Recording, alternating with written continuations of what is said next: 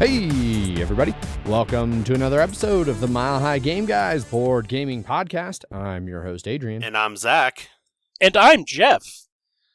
And we continue to not have Adrian here. We should drop the facade. Adrian's not here. Yes. No. No. Honestly, it's just because I don't feel like saying the beginning part. Adrian's done it for half a decade now, and we can't really change that. So nope. Yeah. I mean, he has a hard enough time remembering it sometimes anyway. So how am I going to remember it? Absolutely. Yeah. There's zero chance. Zero chance. That would have to require me listening, like paying attention when I'm editing, and that's too much. Some would say no chance in hell. Exactly. Speaking as someone that got COVID, and over the weekend was also Wrestlemania, which I decided to watch all of, because I didn't have anything else to do. Just sit there and be sick? Be there, be sick, and watch 10 hours of professional wrestling. I did not know it was that long. It's 2 days now. Jesus. Yeah. Wow. We'll get there. Yes, we will. I'm just preloading everyone's entertainment. Their sporting entertainment news. Yeah, no F1, I'm assuming. Oh, yes, there is indeed F1. Okay. Yeah, we got F1 as well. Okay. Well, like you said, we'll get to that later. Yes. But right now is board games. Specifically ones that we've played. And maybe some we didn't. I don't know. Who knows? We'll just talk about games we didn't play like we played them. And how are they going to know? Well, we'll choose games that nobody has played, and then that we'll dare someone to prove us wrong. So the campaign of North Africa. 1,600 hours, 8 players. Yep. One of my favorite things is whenever somebody would message like the creator of that, of like, hey, this is unbalanced or whatever, these things are off balance, of them, they're just him just being like, you just haven't played it enough. You really, like, play 10 is really when it all comes together. Speaking 100% bullshit, because you're just like, it doesn't matter at this point. No, not the game from 1979. Yeah. So I know you didn't play.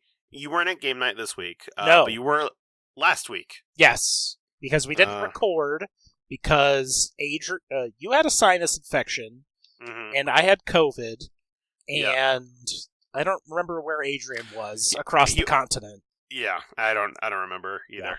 Yeah. He might have been in Dallas again, and then yeah. I don't think he has a new job. I think he just works in Dallas now. He just really likes almost hanging out with Boyd, and then not. Yeah, he's there, but he doesn't let him know. So am I going first? Is that what's happening? Yes. Okay. Yeah. So I was at the game night at the Berkeley Alley Brewing Company, which was a new-ish brewery that had taken over for Destigue Brewing, which was like a... Did they move at all, or are they just no longer a thing?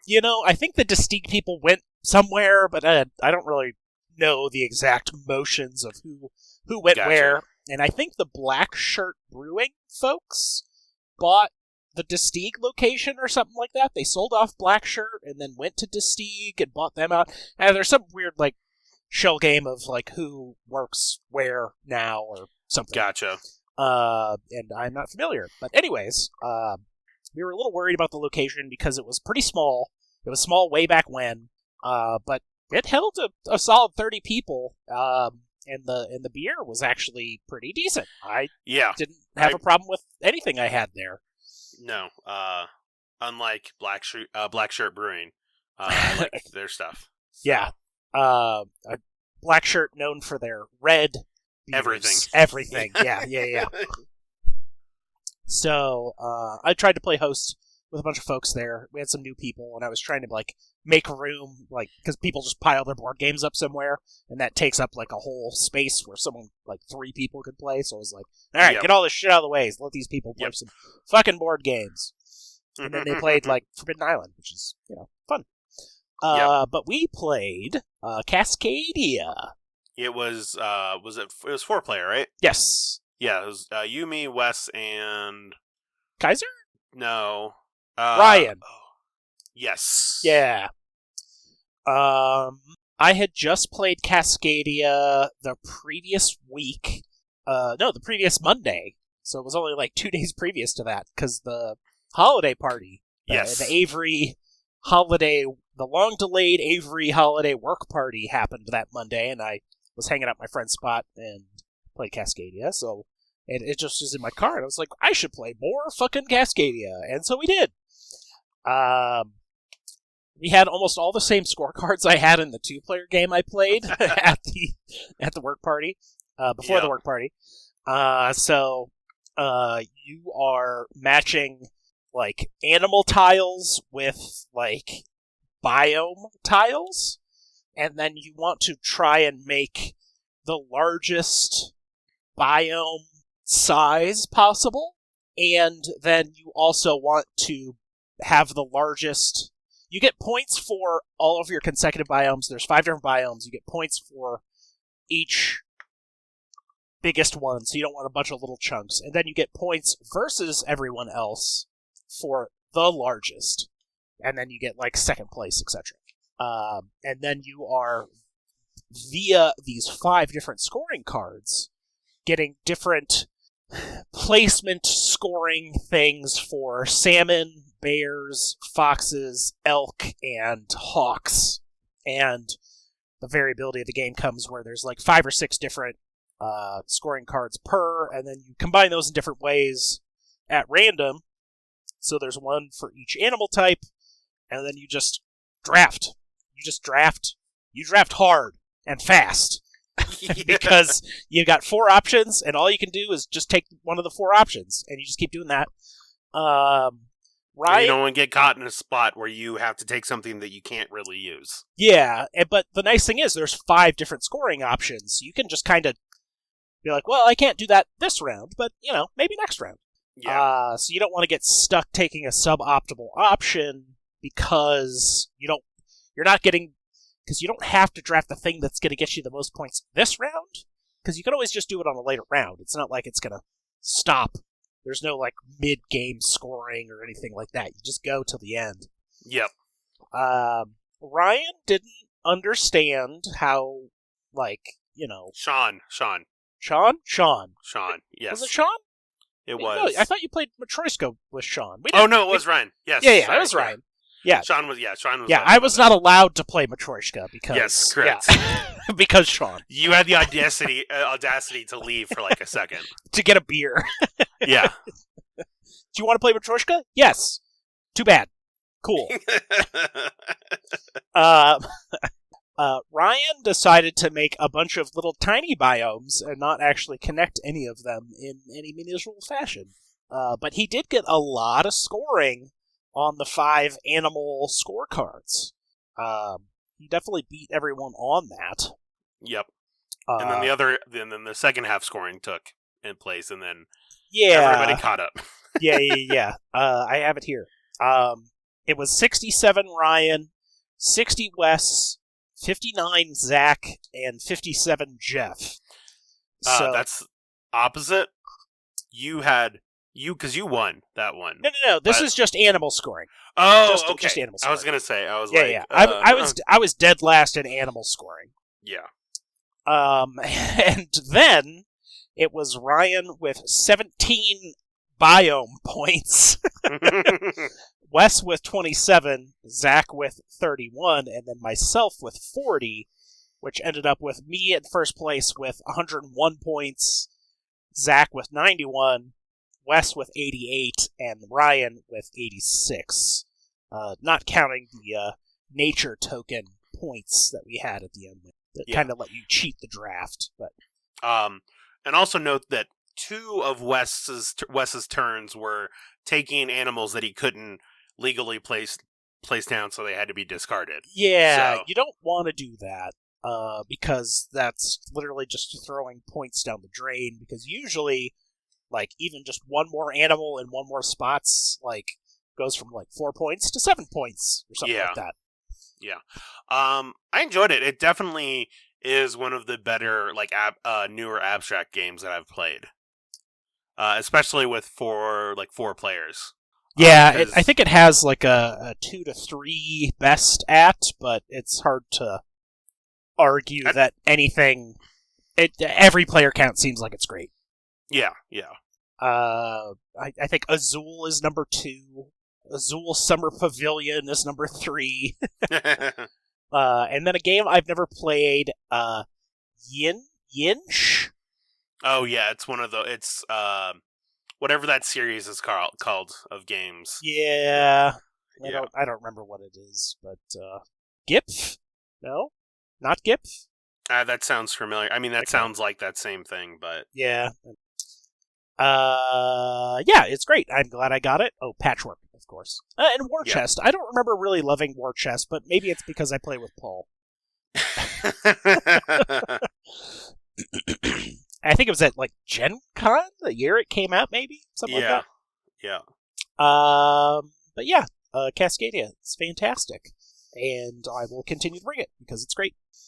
And then I played some solo stuff board game wise. I picked up the Sinister Motives campaign expansion for Marvel Champions, which comes with the Ghost Spider and Spider-Man Spider-Man Miles Morales.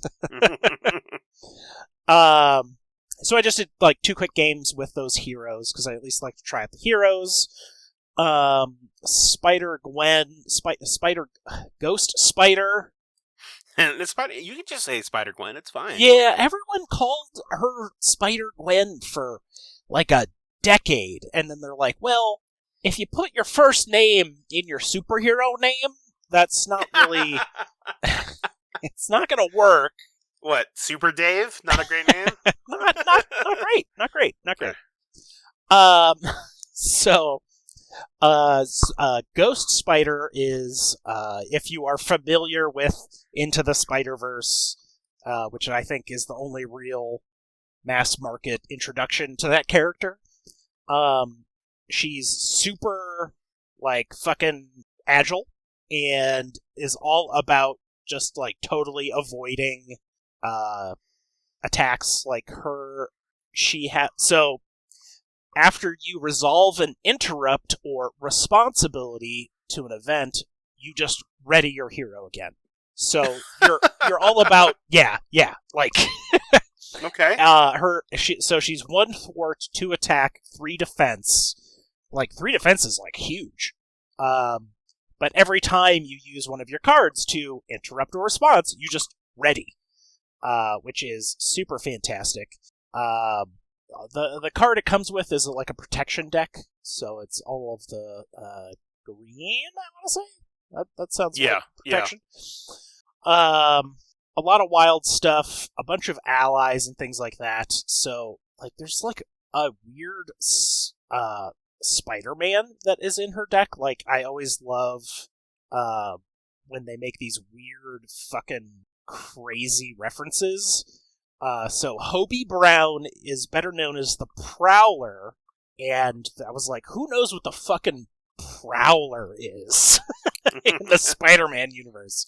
So they're still making all the deep cuts.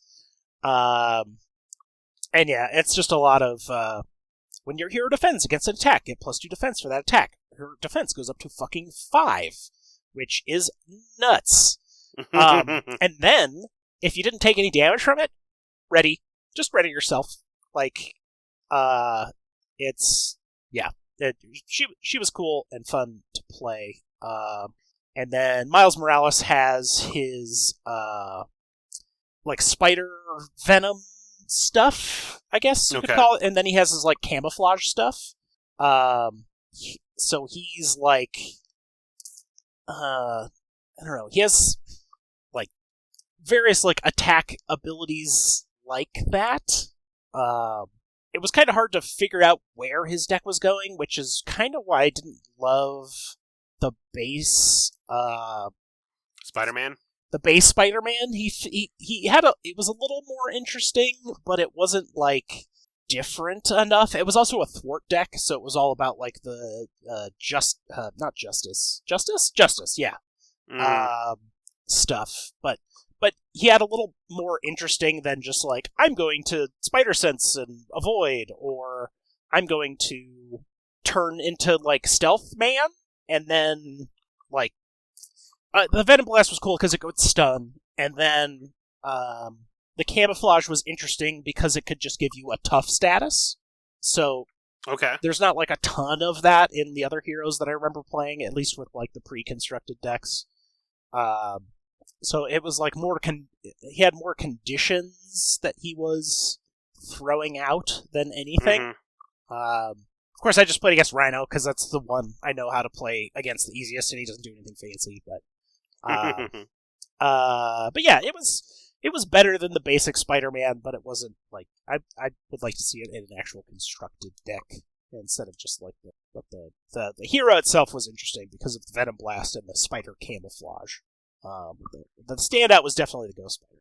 Nice, yeah. And then the villains seem interesting because it's like Sandman, Venom, like a different Venom. There's like Green Goblin, and then there's kind of like a weird, like, not exactly Wrecking Crew, not as cool as that one, but like multiple different villains and stuff that you can fight at the same time. Gotcha. Yeah. But yeah, it's a pretty. I haven't touched Marvel Champions since I think that Scarlet Witch Quicksilver that we played. Yeah. So it's been a minute. Yeah. Yeah, I still own all of it. I keep buying all of it, but I haven't really touched it. I stopped at Thanos, like that thing. That big box expansion was the one I didn't, or that one. I don't know if I got the Galaxy. Guardians of the Galaxy one, but which was before Thanos. Yes, so it was one of those two is when I'd stopped, and then now I just have a pile of it. So we'll see what happens. I also have a pile of it. Like there's a ton of heroes like Vision, War Machine, Valkyrie. Yep. There was another villain pack with the Hood. Yep. Who's very comic specific. No one else would have any idea who the fuck the Hood is. But yeah, that's what I played board game wise. Let's see. For me, I played last week. I played a game of Matryoshka, which like we said, you were not allowed to play. Yep, you were barred from entering. That one is a great. Like it is easily becoming one of my favorite like card games to break out for people to play, because I ended up picking it up on like some miniature market sale or something like that recently. And I was just like, it's like $6, $7. Yeah, exactly. Yeah, totally. Definitely worth that. It's a set collection game where you're bidding for cards, but your sets can change throughout the game as you're seeing like what other people are displaying. So you can try and like make, it's like, oh, I see you going after these colors and these numbers, and maybe I'll have one of them out for a round or two, but then I will pull it back into my hand and then like offer it up to see if it's something that you can give me, like something that would make it worthwhile for me. But then also like, blocking people for getting cards, and also like winning cards that you don't necessarily want, but someone else wants because they have a card that you want. And so it's definitely one that is especially like it gets tenser, especially like towards the end when you're like, I have all of the cards that I want, but I have to give out cards because you always have to make a bid, and you have no choice as to whether or not they accept it. If they want that card, they're taking that card, and there's not a goddamn thing you can do about it. It's theirs now. You should have made a worse offer. Yep. So I played that, and then this past week, we were at D-Bolt. I played a couple games of Hanamikoji, including one of the games I played because that's another game that I love introducing to new people. And this is the first time that I introduced it to someone, and they were just like, I'm like, that was Hanamikoji. And he's just like, okay, Like he didn't seem that like he liked it that much, and I was almost like set aback, like taking my breath away. I was like, how did you not like that? But then I introduced it to someone else, Andy, and he really liked it. So I was like, okay, good. Totally redeemed yourself. Yes. Vindication, as Captain Holt likes to say.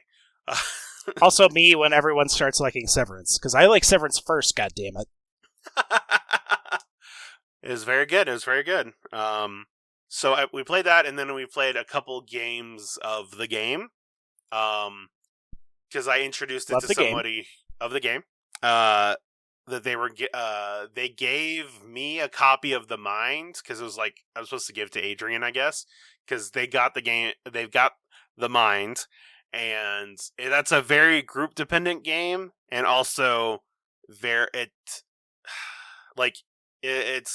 definitely feels more like an activity versus an actual game. But one reason, like, I still have my copy is that you can play the game with it, because it's all based on, numbers 1 through 100. And so we played it twice. The first one, and we were playing with 3 people. We had a score of 2, I believe, at the end, and there was one person that had 2 cards left. Everybody else had played all of their cards. So it was real good for the first, beginner's luck sort of thing. The next round, the score was 28, I want to say, which is significantly worse, Jeff. I don't know if you knew this. I believe I do. I do know that is worse. It was, I saw them getting a little cocky with some of their plays that really backfired in their faces. We'll get cocky, all right. Yep, exactly. And then that was basically all I played too. So I hung out for a little while there, and then I bounced. But yeah. So that's pretty much what we've been playing. Yes. So now we can go and find out about that 10-hour fucking Wrestlemania. Yeah, we can. Now we're a Wrestlemania podcast. So I had picked up Peacock for watching an IndyCar race, the first IndyCar of the season, because Peacock has all the IndyCar shit. And I was like, well, Formula One, it's like IndyCar, and I just still had it, and I got sick with COVID officially, because we recorded the Tuesday remotely 2 weeks ago. And That was the day after the holiday party. I had also taken a vacation day, which I explained then. But it was good because I totally got COVID from the holiday party along with like 20 of my coworkers. That's my first hit of COVID. So what you're saying is that you exposed all of us when you went to game night, is what I'm hearing. Probably. Yeah. But it didn't seem like anyone got sick, so... You know what? If you had played Matryoshka, we probably would have gotten sick. That's why we kicked you out, Jeff. Yeah, that was it, yes. But no one has got sick as far as I'm aware. Anyways, symptoms didn't kick in until like Saturday. So. I was super sick Saturday, and then I was basically just like in bed, and I was like, well, what can I do? And I was like, well, WrestleMania is this weekend. I don't know. Maybe I'll just have WrestleMania on my iPad while I fuck around and do something else. And then basically that's what I did for both WrestleMania days. Day 1, Saturday, was far better than day 2. There was a Jackass match. Oh, yeah, I had heard about that, Yeah, it was Johnny Knoxville, and then was up against this guy that I've never heard of before, and I could not tell you his name, but it was by far the most entertaining of anything going on. It was basically just a bunch of weird Jackass stunts, like, I got him in the corner, and then I rolled a bowling ball at his nuts. This was a no holds barred match, so you could do anything with whatever. It was kind of like one of those old hardcore ECW matches, but with a Jackass tinge to it. Gotcha. Party Boy came out. He was clothed, and then he was not clothed. And he was dancing. They had a table, because there's tables that you get thrown through, in the wrestling. Except they put a bunch of mouse traps on it. They glued a bunch of mouse traps to it. And so when someone went through the table, all the mouse traps went off. Do you remember that one stunt where there was the giant hand that hit Bam Margera without him knowing? Yes. As he was walking in, like, I'm coming in to fucking work it out. Oh god, a giant hand. That's kind of what happened as well. Except he clearly would have been able to see the hand, because it was at the side of the ring. Right. It was just off camera, but, it was, you have eyes that aren't the camera, so... But it was funny. And then the end... Wee Man got out there, and they brought out this, foot that was connected to, a thing, that when you hit a button, the foot would come out and hit someone in the nuts. They hit the guy in the nuts with that, and that was funny. Okay. And then he proceeded to boot Wee Man in the face hard. It looked rough. But then Wee Man proceeded to body slam the dude. This is a regular full-size wrestler adult that the little person Wee Man fucking body slammed. It was Andre the Giant levels of hype. Of Hulk Hogan body slamming Andre the Giant. Oh, man. Wee Man body slamming just a regular-sized dude. It was fucking awesome. Nice. And then the end was Johnny Knoxville got a human-sized mousetrap that he trapped the dude in, letting him pin him because he was trapped in the mousetrap. It was great. At least they were having fun with it. It was. They were 100% just having fun with it, and it was not serious in any way, shape, or form. It was basically just Jackass the wrestling match. It was great. And then Stone Cold Steve Austin came back and wrestled after 19 years or something like that. His last match was against The Rock 19 years previous, which he lost, and that was just kind of it for his career. So this is sort of a mini comeback, I guess. Just this one match. Who was it against? I don't remember his name. But if only I had some sort of Google in front of me. It's just telling me that The Rock beat him in 2003. I don't remember his name, but I know he was a huge Stone Cold fan. Kevin Owens. Kevin Owens was his name. And he was always a huge, massive Stone Cold fan for many, many years, and it was kind of like him growing up. He was he's much younger, so he was a kid during Stone Cold's day, and so it was kind of like his dream match to fight against Stone Cold Steve Austin, even though... How old is he at this point? Stone Cold? Steve Austin? Yes. 57. Yeah. 1964. His birthday. Did he look 57? Was he acting like a 57-year-old? Slow. He was moving at about a quarter mile an hour. But it was very entertaining as well. He was definitely not fucking around. He definitely not wrestled in quite a long time. He's had a lot of injuries over his time, and it was surprising that he even came back after that long out of there. But Kevin Owens was definitely fucking carrying that match on his back to make it look real good. And they were both taking bumps, they were taking falls, they went out into the crowd and got a fucking suplex on the concrete. That probably didn't feel very good. But it was definitely, towards the end, definitely a hoorah Steve Austin type ordeal. But it was also very entertaining. Gotcha. I watched wrestling back when Stone Cold was around, so it was fun seeing him come back, and both of those matches were definitely carried upon the backs of those actual wrestlers, right? Yeah, that are current. But I was sports entertained. And then night 2, I don't remember much. Brock Lesnar fought Roman Reigns. Roman Reigns is the cousin of The Rock. Yeah. And they just basically went super move unlocked the whole time. Finisher after finisher after finisher.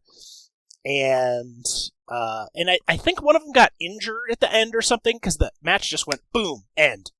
Like, someone had like an arm injury or something where like, oh, we need to fucking finish this now. Gotcha. Because it's sort of like, they were just doing like finishers on each other over and over and over, and they kept kicking out over and over and over, and then like, okay, oh, he hit him with a finisher, and oh, he didn't kick out. Wait, okay, what? Yeah, it was super weird. And that was supposed to be for the unification match of both belts, because each one was a champion from their respective Raw and SmackDown, and whoever won was going to get both belts, and it seemed like a super lame, like ultra lame ending. The Undertaker got his official Hall of Fame, because he's like retired now, but Stone Cold was also fucking retired, so. Right, yeah. But yeah, Undertaker is officially Hall of Famed. That's all I really remember from WrestleMania. So that's what I did Saturday and Sunday. Also, the Friday that it was Saturday. Definitely Saturday. I got my Steam Deck in. I got in on that Q1. God damn, I'm so annoyed at that. That you got something. No. Yeah, how dare you? Yeah. No, because I think I told you, right, that like right when like yeah, you had like issues doing the pre-order or something like that. Well, I had pre-ordered the middle tier one instead of the high tier one, and then when I tried to switch to it, it just locked me out for about 2 days. Yeah, it was like, see ya, nerd. Yeah, it was really annoying. Yeah. So I got the Steam Deck, and it's pretty cool. It's a handheld PC, touchscreen. It's got analog sticks, buttons, D-pad, and then like 2 touchpads. And then it's got kind of like those reverse, like ring finger, pinky finger paddles on the back. I haven't played it a ton. I have played a lot of Vampire Survivors as I was laying in bed, sick. I also played a little bit of Elden Ring. Elden Ring does run very well on there. I downloaded a bunch of stuff. Played a little bit of... I tried to play a little bit of For the Warp, which is kind of like an FTL-esque game, but it was not like Steam Deck verified yet, so it wasn't wanting to run. But yeah, so far so good on the Steam Deck. The battery life, I think, as everyone has said, is not super great. Which isn't too surprising. Yeah, but it was not lasting a long time. But I have like almost 300 like official Steam Deck verified games, but the Vampire Survivors, it's a solid Steam Deck game. I also put in on Dead Cells. I tossed on there, and a couple other of those kind of like 2D platformer type games because those seem good. There's a lot of games that I was like, oh, I can get them on the Switch and play them again. And then when they announced this, it's like, or I can just get this and then play the version I already have. Yes, totally.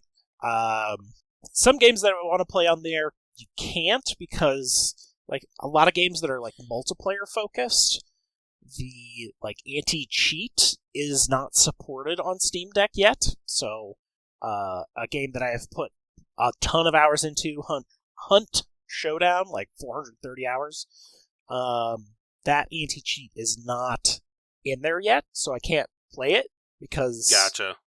It is like, nope, you can't do it. You're gonna cheat. Yeah, do it. Yeah, exactly. Played that. Steam Deck. I may as well just jump into Formula One because go for it. Yeah. The Australian Grand Prix happened this weekend. I stayed up and watched it live. And that race started at 11 p.m. Mountain Time.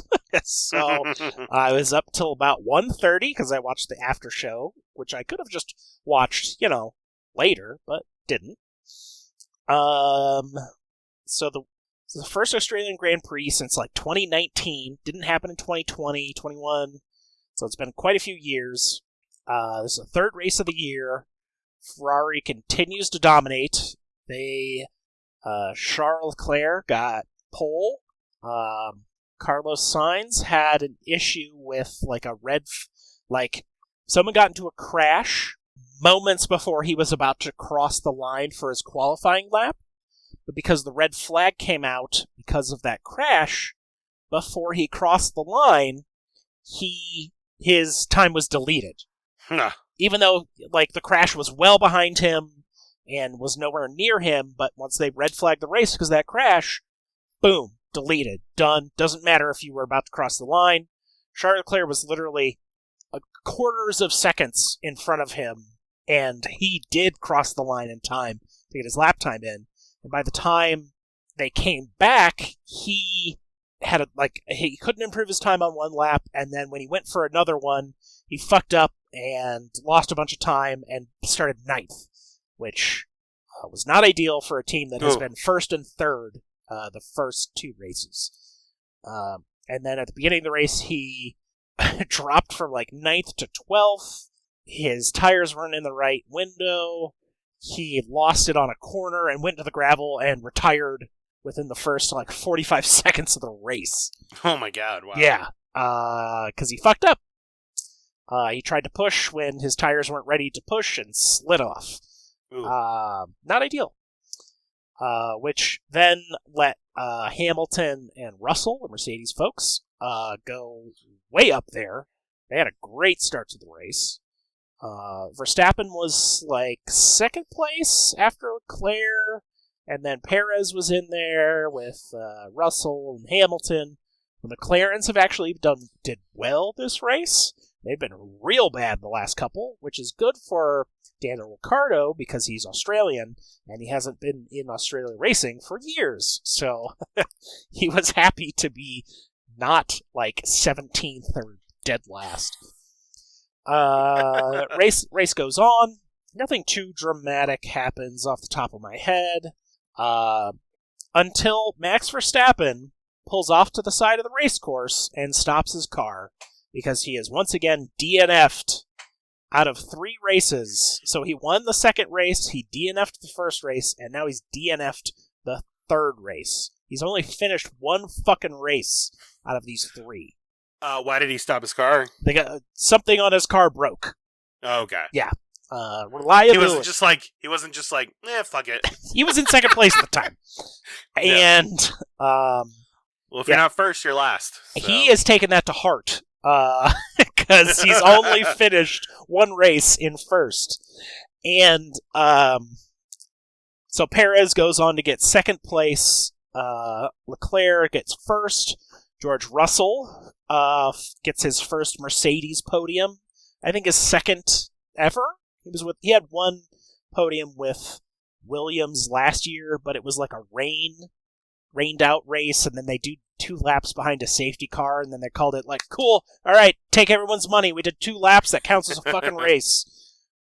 Which is a bullshit, but technically, by the rules, was enough to make a podium happen, and he got a second place trophy for it. Yeah, that's not good news for Red Bull fans, because they can't finish a fucking race. Australia was fun. I had never watched an Australian race before. Haas didn't do great, which, whatever. The story of the day, though, was Williams. Williams has been trash. And they ended up getting 10th place with one of their drivers because he went the entire race distance, 57 laps of 58 on the same set of tires, and only pitted on literally the last lap as Charles Leclerc was crossing the fucking checkered flag finish line. There's a rule that you have to race on 2 different compounds. But if they pit earlier, they probably would have been less than 10th, so they went the whole way without pitting, pitted right at the checkered flag. That way, once someone hits the checkered flag, basically the race is done, because they don't want people racing while cars that have finished are doing cool-down laps, while other people doing hot laps. So once the checkered flag comes out, the race is kind of done. So that let him get 10th place and 1 point after going almost the entire race distance on the same set of tires. Oh, geez. Yeah. Next race is in 2 weeks. It's going to be in Italy. It'll probably be the first race where a bunch of teams bring out their upgrades that they've researched and spent a fuckload of money on. So could be a whole new grid on the next race. But yeah, Formula One still a thing. There might be a Blood Bowl season in like a month too. Oh, that's surprising. Yeah. Nice. Yeah. Thinking, I don't remember exactly what it was, but it was probably on our Facebook group where we do all that shit. Preseason is going to start next weekend. Oh, wow. Okay. And do you know what you're playing? I have no fucking clue. Okay. All right. I don't love the new rules, so I don't know what I would want to play. Like dwarves, I guess, because they have a lot of block and don't need a lot of skills, and fuck it. Like, dwarves is what I started playing in that one round before COVID. Right. Yeah, so maybe I'll just keep playing dwarves. I don't know. I platinumed Horizon Forbidden West. Nice. I keep meaning to find time to play more of that game, but I haven't. I had a lot of time, and I did. So what you're saying is that I just need to get really sick, and not be able to do anything else. And you too can platinum Horizon Forbidden West. The trophies are actually really easy to get. There's nothing like crazy collectible for them. It's just sort of, it's like the hunting lodges is the hardest trophy. Like, oh, do all the hunting lodges. Brr.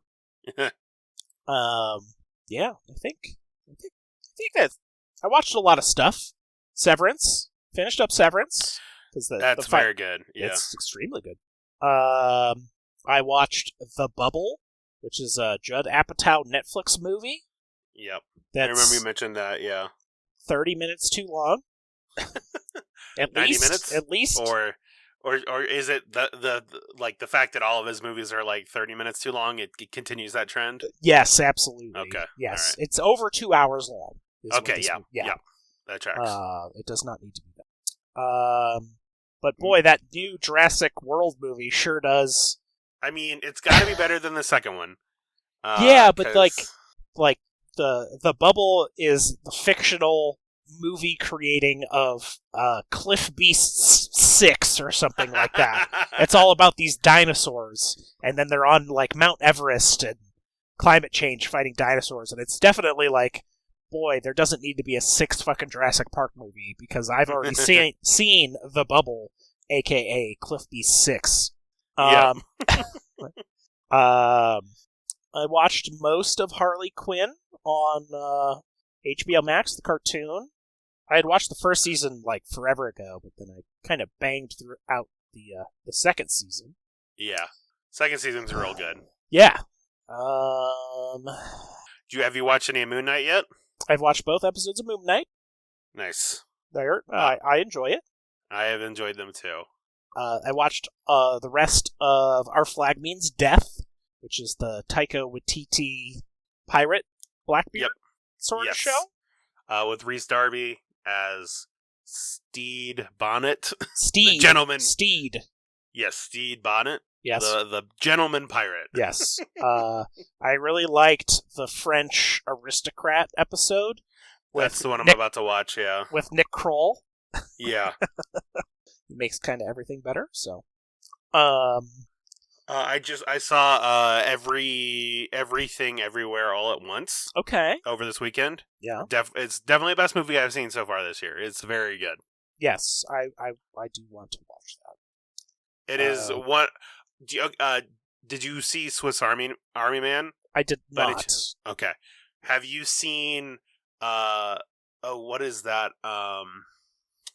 The Daniels they directed. Turned Down for What? That Little John song. That the music video of it for a bunch of people dancing and like exploding down floors. Have you seen that? Yes, I have. So they directed that. It has a lot of that energy. Okay. Yeah. It is definitely one of the funniest movies I've seen in a long time too. It is absolutely bonkers. And incredible performances by Michelle Yeoh, and then I can't remember his name, but the guy who was Short Round from Indiana Jones. He Really? plays. Yeah, he's back, and he does a really good job. Also, Jamie Lee Curtis is just like, apparently she's just like down for anything now because she does some fucking crazy shit in this movie. Sure. Cool. Yeah. Why not? Yeah, but I don't want to say any plot stuff because it's the less you know, the better, because of just you're not going to expect half the shit that's happening. Yes. No. Yeah, that's I do have one final thing. I was able to buy the DeLorean Lego set. Ah, yes. Because I forgot to buy it when it came out on April 1st online, and so I woke up. It was a Friday, so I was working from home, and I was like, well, you know what? I looked at my watch, and the Lego store opens at 10, and I was like, it's 9:30 right now, so I can get there in time for it to open. So I drove down there, went inside the mall, saw a line of about 30 to 40 people, and then I immediately just turned around and drove back home. Because I'm like, I'm not going to wait through that and have a chance of me not getting it. So I was keeping a look on it online to see when it was going to be back in stock, and then I happened to look this past Friday online, and I saw that they had it in stock, or that same place had it in stock. So I went to drive down there. I went up there, asked somebody, and then they're like, "Yeah, it says in stock, but they're all reserved. So like when they receive new shipments, people will reserve them. They have up to 2 days." And I was like, God damn it! And then another Lego store worker was like, "Actually, you know what? Let me just double check to make sure." And then so she went back, and then she came out with a box, and she's like, "We have one left, and it's a little bit damaged." And I'm like, all of my Lego boxes are just in another room, just like because you keep them, of course. No, because I haven't thrown them away. It's not that I'm keeping them; I just haven't been bothered to throw it away. I see. So obviously, I'm like, I don't care that it's a little bit damaged, and it was a little dented in, but that was fine. I doubt that's going to damage the Legos inside. Exactly, yeah.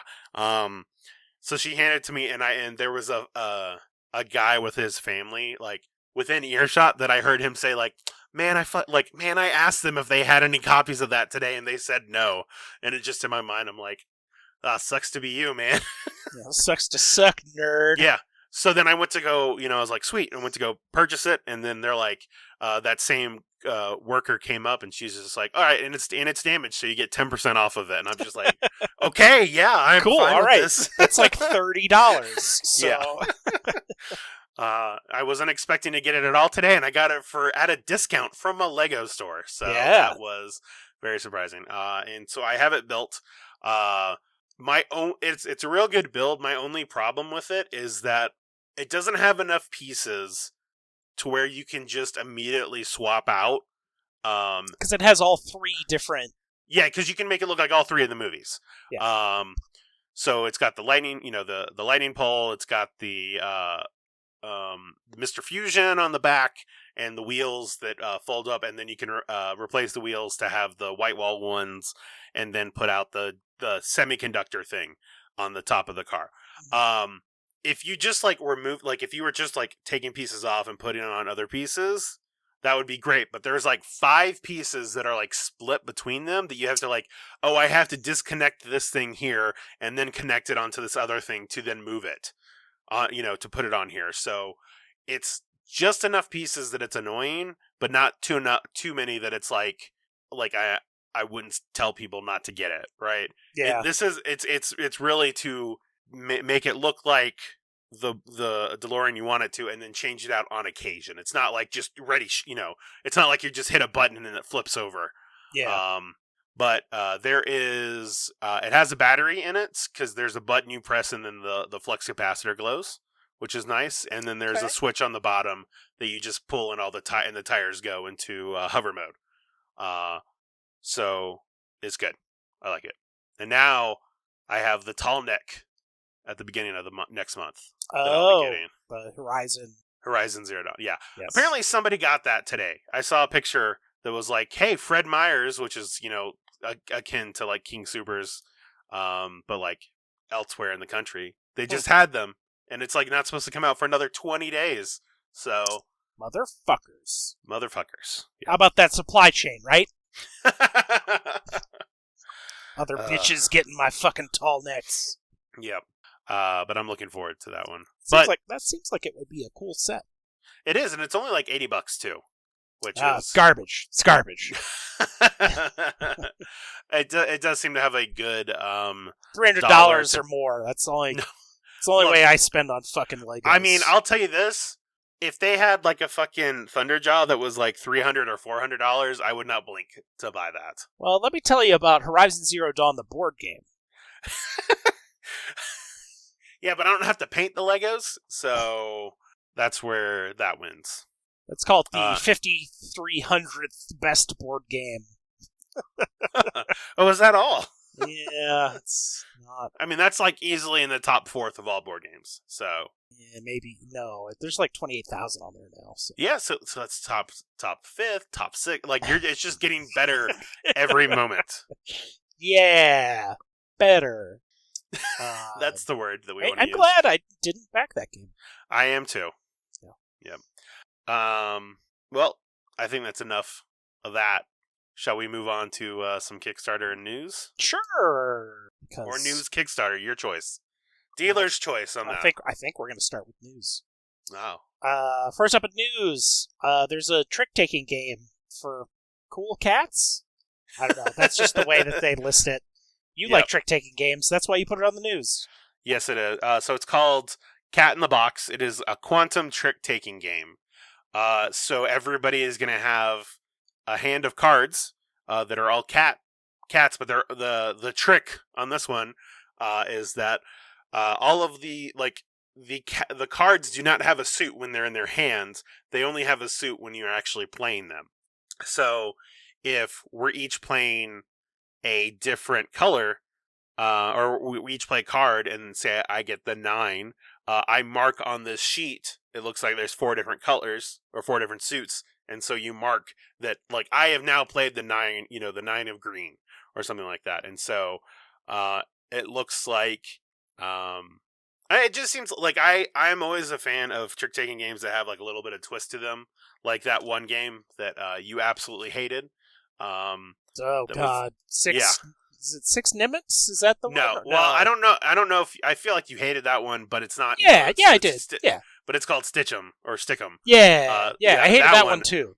Yes, you have enough hate for all the trick taking games. Yeah. It's because I play them with people that know trick taking games, and whenever you don't do the right thing that you're supposed to do at that moment in a trick taking game, it's just rabble. Why didn't you do blah blah blah? And I was like, great, this is fun for me.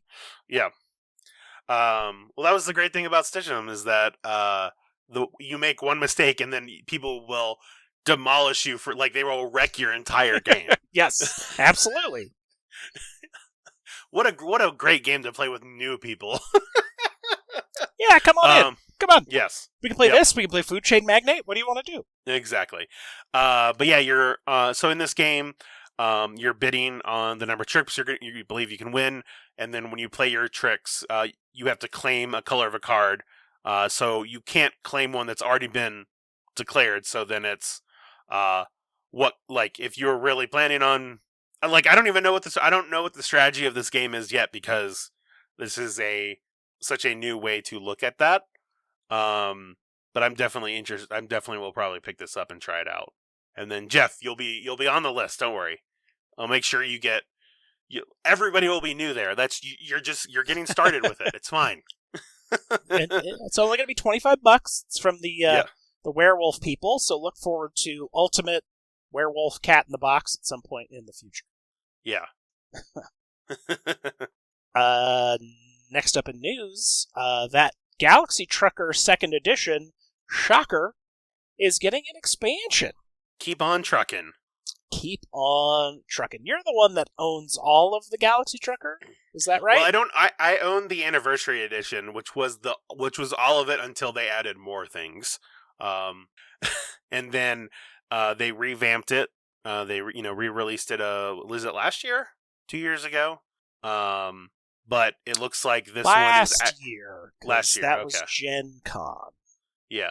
So it looks like that one has had, like, this will be its second expansion, because the first one was just sort of a best of all the previous expansions. Yes. Like the first version. So this is actual new content. Yes. And it looks, So of course it's going to have new vehicles, which the other Galaxy Truckers had. Yeah. Yeah, but I'm sure it's just different, like, just new ships they can rip off. So, like, the Enterprise was on one of them. Like, there were a couple that I recognized from other properties. But I'm just, I do want to play more of this game. It's always been one of my favorites. You should bring yours at some point soon. Yeah, I don't think it's punched. I have to, like, I don't even know where it is. It's probably as I look wildly around my room. Yeah. My problem with mine is that because it was the anniversary, it's a gigantic box that has a bunch of expansions that you don't want to introduce to people who haven't really played it.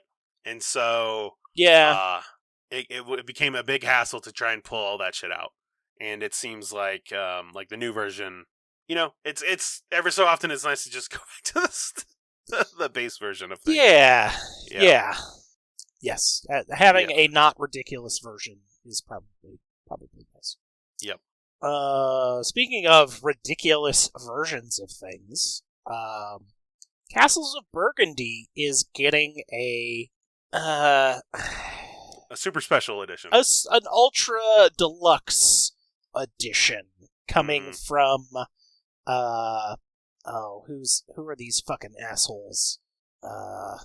Awaken Realms. Yeah. Castles of yeah.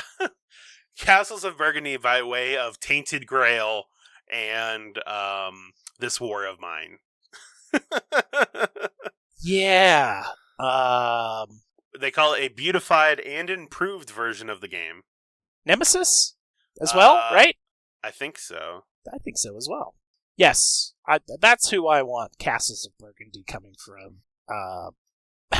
I mean, I guess if you want to do that, I mean, Castles of Burgundy is a pretty... I know a bunch of people that have said that Castles of Burgundy is one of their favorite games, but it looks like lukewarm garbage. I don't know. But it doesn't look good. It's been one of the ones that people are like, I hope we get like a better version of it. And then they introduce this, and then unsurprisingly, people are like, oh, this is way too far. Just can't please people. But also it's got like 3D castles, 3D metal coins that look real nice, but very detailed. The board is like a crest sort of thing for the player board.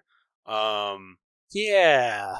It's they do have the page up on Gamefound is for the preview. I mean, the tiles have new art and stuff on them. I mean, it's all still in progress, but it seems like there's going to be like a grid board, like player board design or something like that. They have a bunch of examples of that. Yeah, it's probably going to be really expensive and overly produced, and I wouldn't expect anything less from Awaken Realms. I don't expect anything less than $2.3 million. So, that's kind of been the latest to-do in the world of why is this a thing? Money, that's why. Money! Last up on news, speaking of Gamefound, I guess Gamefound has only been like in a beta test or pre-beta, and it's only been like selected campaigns that could go on Gamefound. But you know what? Now they're going into beta, which means you want to run on fucking Gamefound? Now you can just run on fucking Gamefound. Now is the time. Now is the time to fill Gamefound up with as much trash as Kickstarter.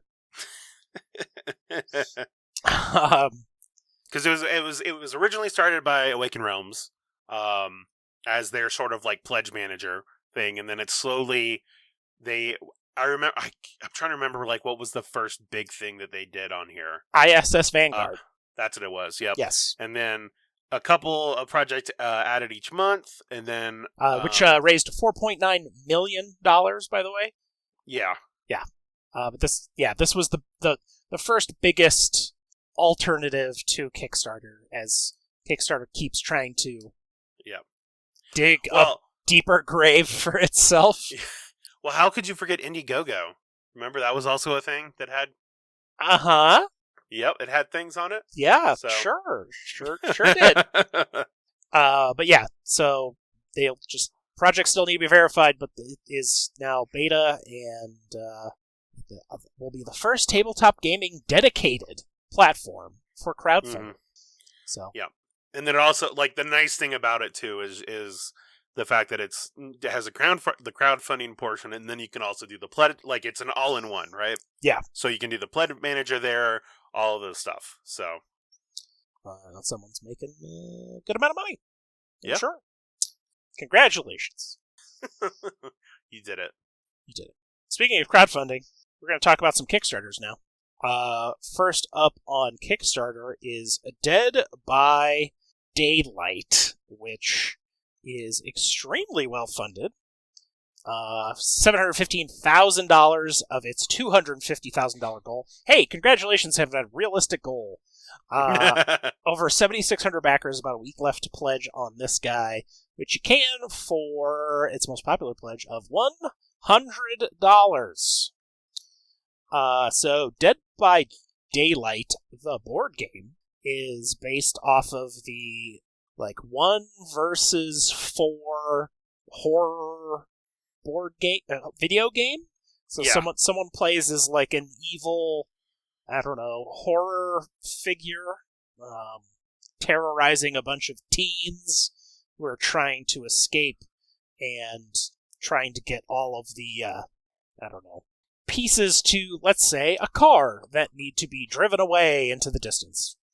But as the ruthless killer hunts down all of the survivors, they can do a bunch of stuff like put them on a big meat hook and make other people come and get them down, which is definitely something I've seen from the video game in the past. Gotcha. They also call this a light game that can be completed in about 45 minutes. The board is generally just a bunch of, let's say, rooms with lanes in between them, and how you get between the different rooms, you need to use different action cards, which are like, what do they call them? Vaulting, or sneaking, running. Oh, you gotta do parkour? Hardcore parkour. Sprinting, vaulting, sneaking, crouching, and waiting. The most hardcore version of parkour. Yes, absolutely. Is waiting. Yes. But you'll get a bunch of item cards to help you do all of those various activities. It's a double-sided board, which I think are maps from the game. It's the Macmillan Estate and the Autohaven Wreckers. The Wreckers is the one I only really remember. But you know what's the not fun thing of this? It doesn't have all of the insane licensed shit that they've put in that game. Like, there's like Jason and Michael Myers, so Austin Powers is hunting you down. Perfect. Of course, yes. I think Freddy Krueger... You just hear as like it goes around the corner, oh, behave. All you hear is the music. Yep. As he gets closer. You have to put up fruit and stuff to cover the nakedness. Absolutely. A lot of key camera angles. Yes. So, in this version, there's the Trapper, the Wraith, the Hillbilly, the Nurse, the Hag, and the Doctor, which I think are all the original Dead by Daylight folks coming in there. The hooks are like the sacrifice progress, so like the longer that you have the person on there, the closer that they come to winning. They have another like 10 killers that are coming with the collector's edition, which they don't have the actual minis for, but they seem to be all from the DLC from the game. They have an additional, another 10 survivors. All those survivors have various perks. There's player boards for each one of them. The collector's edition definitely seems the way to go. For that extra $50, you more than double the amount of content you get in there. This Kickstarter also goes through like the day 1, day 2, day 3 type stretch goal unlocking with a bunch of daily updates to achieve goals and to, I don't know. If you really like Dead by Daylight, hey, maybe this game is good. This is also from Level 99 Games. Level 99 Games and the gentleman behind Millennium Blades. Yep. So, there's definitely a pedigree of designer behind this. Are there fat stacks in this game? I don't see any fat stacks. There are fat stacks of corpses of teenagers on your meat hooks. That's where your stacks are. The stacks they're hanging stacks. Gotcha. They're hanging corpses of stacks of corpses. But no fat. You know what? There's no fat stacks because there's no sumo hunter, evil villain. Which maybe there should be more of. I don't know. Yeah, they could definitely take out some teenagers. Oh yeah. When I see Toshinoshin just come. Oh, he's a coming. He's a coming. Oh, he's gonna forklift you right onto that hook. Yeah, absolutely. Upside down. Yes. Yeah. Yes. The full rulebook is on there, so you can go and read the rules. I think there are a bunch of demo plays on there, which I had perused a little bit. There is a dice mechanic for various skill checks and stuff like that. It just seems like they are 1, 2, 3, 4 success, and then there's like great success, and then there's a failure. But it's gotcha. You know what? It looks a lot like a 6-sided die. Weird. Yeah, Dead by Daylight, $100. Did you enjoy the video game at all? I only played very little of it because I never had like a big enough group for it. But it was very a very stealth focused because you didn't want to get hunted down by the killer, and it seems like this kind of translates the game well because you're going from location to location with your various different movement abilities. The game is still very popular. It's the most popular one of those that can really recreate a... Yeah, I heard like last Friday, like it wasn't great. There was another one, not Prey, but it was like monster, like just monster baits versus like a killer. But yeah, I've never heard great things about them. So it's good. Yeah, Dead by Daylight seems to be the one with the staying power. At least enough to where they got a bunch of licenses to where you can spend like $8 to $10 on a new map and whatever. So, oh, there you go. Yeah, Dead by Daylight, get it if you want to see that in the next 18 months. Yeah. And then last up on Kickstarter, Wyrmwood has another Kickstarter of a RPG tracking system featuring platinum woodworking. Paladin woodworking. It may as well cheap. It may as well be made out of pure platinum for how much you're paying. Right.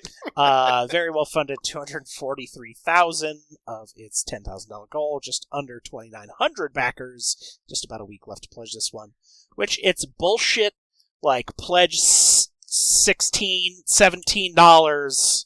It's his only pledge, but well, look, don't you know, there are going to be some people that just back for one of these things, and they're like, I'm good. I have one thing that tracks a couple things that my mage does, or my wizard does, and that's it. That's all I need. Your average pledge for this being $85. Yeah. Yeah, so this is a magnetic wooden class-based thing. Yep. Those are all things that are correct. Yes. So there's a bunch of these wooden modular dials and cribbage-like pin whatever. Well, they're not pins. It's just metal balls. Because they're all magnetized, so you can just put them on and move them as they track through.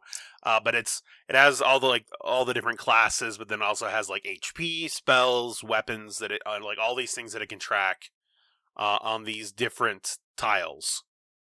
I really like the gif of dumping a soda on the wooden thing, and then someone dumps the soda on a paper sheet, and then they just proceed to rip the sheet in two. Yeah. Like, oh my god, I got water on this. There's nothing I could do except shred it in half. But what if I spent $85? Why use a tablet that can die because of batteries when I can have a tablet that can have orange juice spilt on it as well? Like, yeah, that's going to fuck up anything in the entire world except for this. I'm surprised they didn't break the tablet in two, picking it up after spilling on it. They just somehow grab it and it just disintegrates in their hand. It electrocutes them and they die. This could save lives. Don't be the next victim. Exactly. But, obviously, like you said, it's $17 for one of these, but you're going to want a couple of them. And then there's also the Tracker Keeper. Which is like the magnetic box that they go in. Yep. And that's $40. Then there is a magnetic dice tray that you can connect to it, also for rolling dice. And then you can also put the Tracker Keepers inside the dice tray to move it along, to move it to. And then there even comes with a singular thing called the brig for putting, misbehaving dice in there. Yes, which can hold a tracker on top of it as well. Correct. Yes. So yeah, it has the major classes, and it's got those modifiers. 15 different classes. Mm-hmm. And then the modifiers that are like HP and spells, skills, weapons, modifiers, and saving throws. Yeah. So, which you still have to write on, which I assume are like dry erase or something. I don't know. That's what I would guess. They look like pen, though. I don't know what's on. It's probably that the platinum that you were talking about that you just write on it. That's how they do it. Okay. Okay. Yeah. You're actually etching it in there, so then you have to replace it and get a new one anytime you have to change anything. But yeah, this is just another alternative to the sheet, but if you want to spend a lot of money. And as their stuff looks cool, but not the most practical. Yeah, they do say it right on the page here. If you're using paper character sheets covered in notes and eraser smudges or staring at yet another screen for hours of your day, well, you're not doing it wrong, but you could be doing it righter by spending $85 on our new system. It says August, maybe. I don't know. Does WeldWorks ship things, or do they just take money at this point? Wyrmwood, I don't know. Who knows? There's no way to know. But you could I will like to see this at the next convention I go to and just like move a dial around and be like, that's cool, and then walk away. Neat. Neat. Bye. Well, what if you spent $15,000 on a table that you can't tell exactly what it is? Well, it's a table with a crank. That's what I know. I see. Yep. And that's it for Kickstarter. And that's it for us. That's it for... Who knows? Maybe we'll have an episode with Adrian again. I don't know about that. Or even, because, one can dream back in the studio. Only when Adrian's there. Only when Adrian's there. We can hear, hopefully next week we can hear about how he got an index and then immediately punched out a light.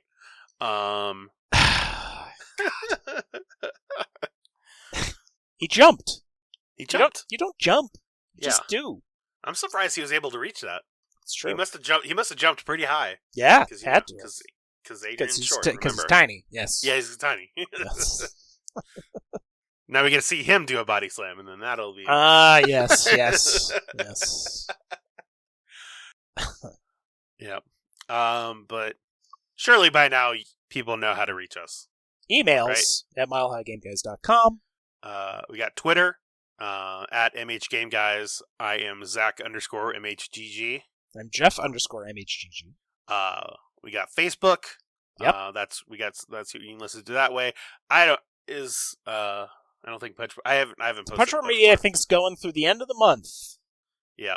Although I'll probably stop posting before then on there. But you can look at our show notes for all of the articles and stuff that we talk about, and that's also where our Slack channel is. Slack channel is cool. We're getting ready for MHCC, a scant 1 month away. Yeah, that's May 18th is the first day of the Mile High Cabin Con, where we will have 30 people invade Winter Park, Colorado, with drunken debauchery. Oh, yes. So many hot tubs. So many hot tubs. And way too many board games that don't get played. Yep. Yeah. Like any good convention. Yeah. Oh, man, but we don't want to play D&D in the hot tubs because then it's going to get wet, and then that paper's just going to disintegrate. Absolutely. So, shit. What we need is waterproof character sheets that can float on the water. Also, if only there was some natural material that could do that. maybe like we could get some D20s that are like floaties. D-floaties. Yeah. All right. Okay. All right. And then just drink whiskey and not play the game. Perfect. Yeah. Pull a Mike Jones. Good to know. Yeah. Make sure you drink no water for at least 72 hours. Yep. And then just let that hot water just really exfoliate. Yeah. Absolutely. It's like make sure you're in that hot tub for like a long time. A long time. Yep. I doubt he's going to make that mistake again. Or he's just going to go. He'd be like, "It was a fluke last time. Now I'm going to show you how to really do it." That was just my test run. Yeah. So I could test my limits. Yeah. Now I know I can go well beyond that. It's good. Go plus ultra. Yeah. He's gonna go full on instinct. He's gonna become a dehydrated god.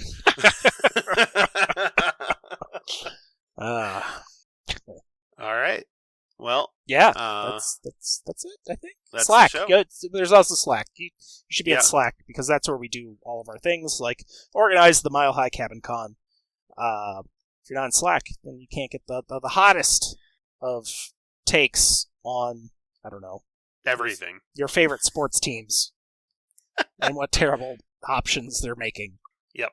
Which I'm sure I 100% agree. Yeah. They're all bad. Yeah. If they're the Bears, it's probably bad. Yeah. Any decision's a bad decision. Gotcha. Yeah. Pretty much. All right. Well, that's it. We're all done here. We're all done here. As always, Adrian isn't here. Yep. I'm still Zach. And I'm mostly bedridden Jeff. Bye. Bye.